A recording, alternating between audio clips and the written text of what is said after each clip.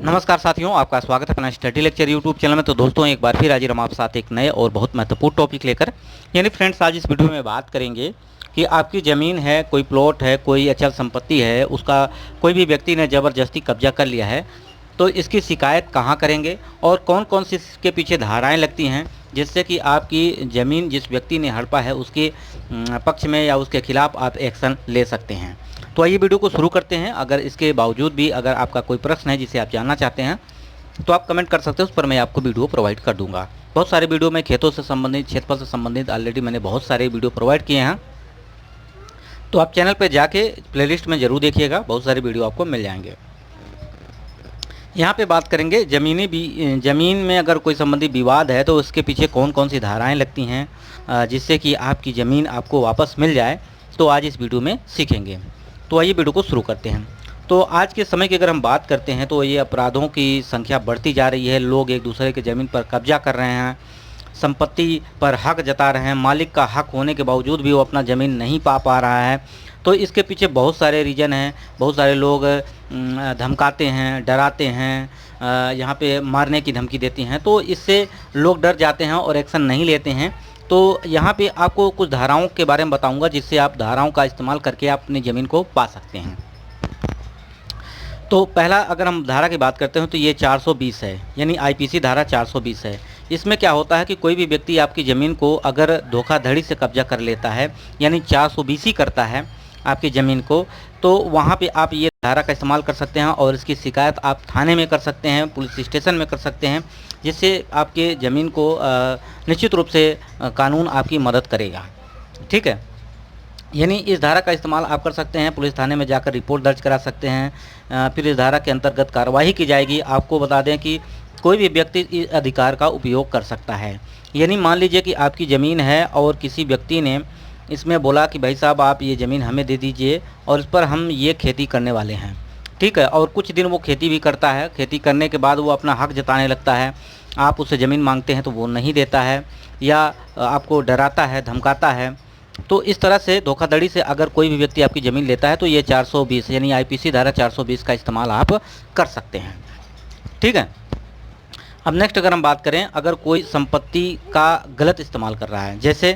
कि कोई भी व्यक्ति ने आपसे ज़मीन लिया, ठीक है, आपकी प्लॉट लिया, ज़मीन लिया, कोई घर लिया, कोई मकान लिया, अगर वो ज़मीन लेता है उसका गलत इस्तेमाल करता है, जैसे कि वो ज़मीन आप जिस व्यक्ति को दिए हैं वो कुछ दिन तो खेती किया, उसके बाद उसने किसी और व्यक्ति के नाम मतलब ज़मीन दे दिया कि भाई इसमें अब तुम खेती करो। अब वो व्यक्ति खेती करता है, अब आप जो पहले वाले व्यक्ति को ज़मीन आपने दिया था वो ज़मीन आपको वापस करने से मना कर रहा है। आप वहाँ पे खेती करने जा रहे हैं तो वहाँ पे वो मना कर रहा है, आपसे विवाद कर रहा है, लड़ाई कर रहा है, झगड़ा कर रहा है। तो ये धारा 406 है जिसका आप इस्तेमाल कर सकते हैं। यदि ज़मीन के मालिक ने किसी दूसरे व्यक्ति को विश्वास कर अपनी संपत्ति या ज़मीन दी है और दूसरे व्यक्ति ने उस संपत्ति का गलत इस्तेमाल किया, ज़मीन को किसी और को दे दिया, इसके अलावा ज़मीन के मालिक के मांगने पर भी दूसरे व्यक्ति ने संपत्ति नहीं लौटाई, तो आप इसका इस्तेमाल कर सकते हैं 406 का। जो इसके अंतर्गत अगर बात की जाए तो उस व्यक्ति के खिलाफ़ 3 साल की सज़ा हो सकती है। जो व्यक्ति आपके साथ ये धोखाधड़ी कर रहा है, ये जो आपके ज़मीन का या आपकी प्लॉट का या आपकी जो भी मकान है इसका वो गलत इस्तेमाल कर रहा है, तो आप उसके खिलाफ़ केस दर्ज करा सकते हैं और इसके अंतर्गत उसे 3 साल की सज़ा भी हो सकती है। आपके पास लेकिन डॉक्यूमेंट्स होने चाहिए जिसके खिलाफ़ आप कर रहे हो, जो आपकी ज़मीन है उसमें आपका पूरा डॉक्यूमेंट्स होना चाहिए। आप इस्तेमाल इस धारा का कर सकते हैं। ठीक है, तो आपको समझ में आ गया होगा कि अगर कोई भी व्यक्ति है आपकी ज़मीन का गलत इस्तेमाल कर रहा है, किसी भी प्रकार की खेती, जैसे कि हम बात करें अफीम, गांजा या चरस, ऐसे भी खेती होती हैं जो इलीगल होती हैं, सरकार के विरुद्ध होती हैं, तो उन पर भी वो आप केस दर्ज कर सकते हैं, वो धारा 406 का इस्तेमाल कर सकते हैं। तो उसमें क्या होगा, मैक्सिमम उसको 3 साल की सज़ा भी हो सकती है और उसको भारी जो कि राशि भी देना पड़ सकता है, यानी जुर्माने के तौर पर। अब हम बात करेंगे जैसा कि ये चैनल है मनुष्ता लेक्चर से यूट्यूब चैनल, इसकी लिंक मैंने डिस्क्रिप्शन बॉक्स में डाल रखी है। इस चैनल पर मैं आपके सभी प्रश्नों का जवाब देता हूं, जैसे कि आपका हेक्टेयर को बीघे में कैसे कन्वर्ट करना है, हेक्टेयर को कैसे डिसमिल में कन्वर्ट करना है, कोई भी ज़मीन संबंधी आपका कोई भी प्रश्न है, क्षेत्रफल से संबंधित है, तो आप यहाँ पर कमेंट करते हैं तो मैं इसको जो आपका कमेंट आता है उसका वीडियो मैं इसी चैनल पर प्रोवाइड करता हूँ। इसलिए चैनल को जाके सब्सक्राइब कर लीजिएगा, नीचे लिंक मैंने डिस्क्रिप्शन बॉक्स में डाल रखी है। अगली धारा की हम बात करते हैं। अगर किसी ने बनाए हैं मतलब आपके नकली दस्तावेज बना लिए हैं, मतलब आपकी ज़मीन का जो भी डाटा होता है उसका गलत जो कि नकली दस्तावेज तैयार करा लेता है और दावा करता है कि ये मेरी ज़मीन है, मेरा कब्जा है इस पर, मैं आपको ये नहीं दूंगा। तो यहाँ पे नकली दस्तावेज बनाने के लिए, यानी मान लीजिए कि वसीयत तैयार कर ली, वसीयत जो कि एक सरकारी दस्तावेज़ के तौर पर इस्तेमाल किया जाता है, अगर इसकी आपने नकल कर ली है, अगर किसी नकल मतलब गलत इस्तेमाल करके आपने नकली दस्तावेज तैयार कर लिया है, तो धारा 467 के तहत अगर किसी व्यक्ति ने धोखाधड़ी करके नकली दस्तावेज बनाए हैं या फिर संपत्ति को अपने कब्जे में करने के इरादे से मालिक को नुकसान या चोट पहुंचाया है, ये धोखाधड़ी करता है, तो आपको बता दें कि वह व्यक्ति भारतीय कानून धारा 463 के अनुसार, यानी 467 से लेकर 463 तक का ये दो धारा है, आईपीसी धारा, इसके अंतर्गत जालसाजी का अपराधी होगा और इस पर कानून के अनुसार पुलिस स्टेशन में शिकायत दर्ज करा सकते हैं और इसके अंतर्गत उस व्यक्ति को 10 साल तक की सज़ा हो सकती है या आजीवन कारावास भी हो सकता है, साथ ही साथ उसे अधिक जुर्माना भी देना पड़ सकता है,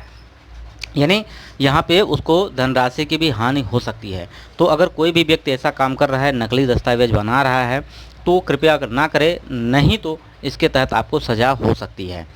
तो आप समझ गए होंगे कि अगर कोई भी व्यक्ति कोई भी कागज़ आपका नकली बनवाता है, फ्रॉड करता है कि पुलिस के सामने दिखाता है, या बहुत सारे आपने केसेस देखे होंगे गांव में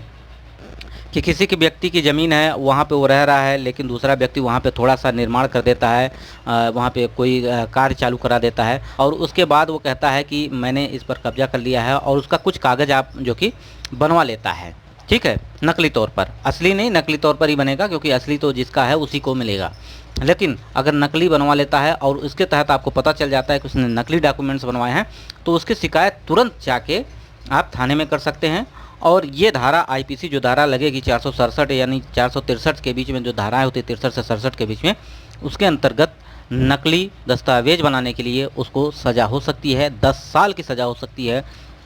या अगर जुर्म बहुत बड़ा है, उसने उसके साथ नकली दस्तावेज के साथ किसी प्रकार की जान मान हानि की नुकसान भी हो जाता है, तो वहाँ पे आजीवन कारावास भी हो सकता है।